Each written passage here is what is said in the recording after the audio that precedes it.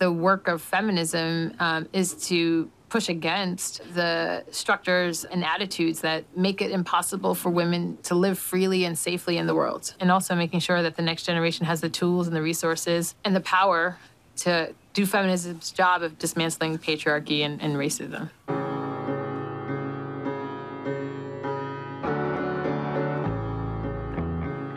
I was born in 1975 at the tail end of the Black Power movement. I grew up with the name meaning Peace, Black, Majestic. My mom had me when she was 20, trying to figure out her identity as she was raising us.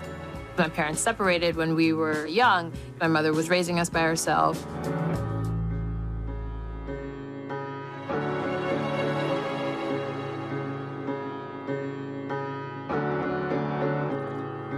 While race was the superstructure within my family, it was gender that was a site of division. I think I challenged those norms without having the language of feminism, but the instinct of it.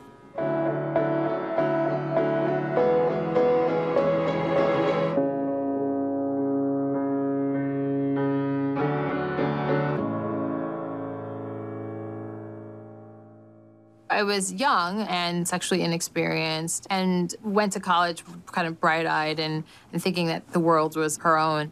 Being raped was a major turning point in my college career. I was completely traumatized by the experience. I was publicly silent, dealing with a lot of the symptoms, flashbacks, body disorder, and not trusting people to be sexually or emotionally intimate with. I had to kind of own the story in a way to own my body and own my own memory again.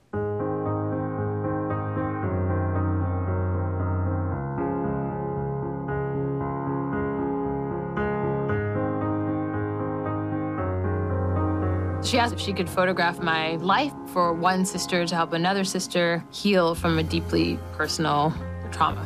Her first picture was of me at a nightclub. I had seen my perpetrator for my freshman year earlier that day. And if you look into my eyes, it's hollow.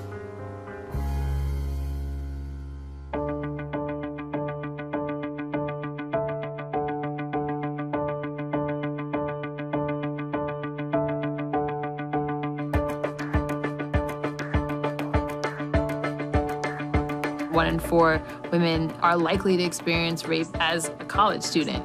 That statistic is devastating, but to change the culture, I think it's going to require the private sector and universities coming together and chip away at what is an epidemic. I want the world to be different for my children than it was for me, but I also want the world to be different for them than it is now.